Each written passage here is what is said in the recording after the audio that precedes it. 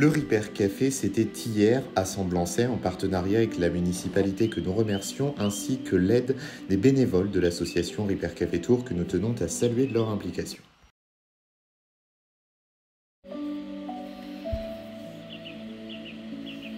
Bonjour. Bonjour. Alors, je suis Antoine Tristram et je suis le maire de Semblançay, 15 km au nord de Tours. Cette action est importante pour vous aujourd'hui, le Ripper Café, ici à Semblançay. Alors, cette action, elle est importante parce que finalement, le meilleur déchet, c'est celui qu'on ne fabrique pas. D'accord. Et donc, le fait de pouvoir réparer des objets qui ne marchent plus et éviter de les jeter, automatiquement, c'est un bien pour l'environnement et c'est un bien pour l'économie en général. Est-ce que vos habitants se sont sentis touchés par cet aspect Ripper Café, réparons ensemble?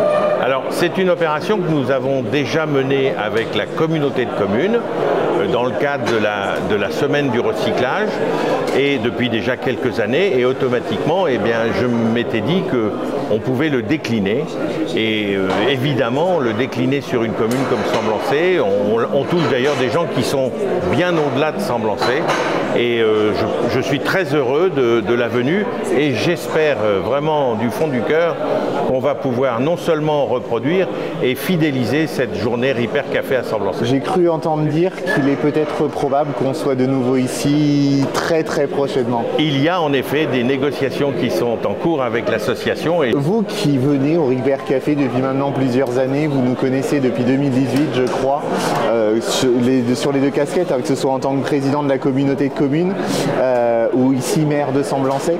Quel changement avez-vous vu depuis ces années?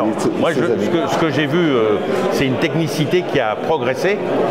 Bien sûr, vos bénévoles sont déjà des gens merveilleux, mais l'évolution de l'association a fait que vous les avez maintenant équipés de matériel de plus en plus performant et qu'ils arrivent finalement à aller de plus en plus loin dans la réparation des choses qui sont abîmées ou ne marchant plus. Et je vois bien que les circuits imprimés et tout ça, il faut connaître, il faut avoir les appareils de mesure. Comment résumeriez-vous cette animation, cette expérience vécue aujourd'hui en tant que visiteur cette fois-ci? Je pense que les gens sont surpris. J'ai vu tout à l'heure un de mes habitants qui est venu, mais comme ça, il a vu l'annonce, mais il n'avait rien programmé, alors qu'il m'a dit qu'il avait un appareil à raclette qui ne marchait pas.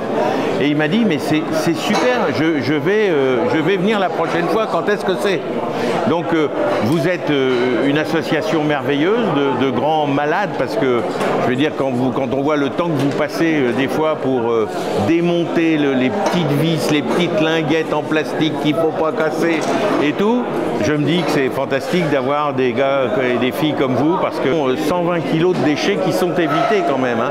D'ailleurs, tous les objets sont pesés à l'entrée et on sait donc ce qui a été économisé entre guillemets comme déchets. Tout à fait, et un immense merci aussi à vous d'être un soutien fidèle du Ripper Café sur la communauté de communes ou la mairie de Semblançay. C'est voilà, plutôt génial. Je vais vous souhaiter une très bonne journée, je vous remercie de votre témoignage. Je vous dis d'abord un grand merci et j'espère sincèrement que... Jean Hubé, un très grand merci à la mairie qui nous permet d'avoir accès à cette salle et de mettre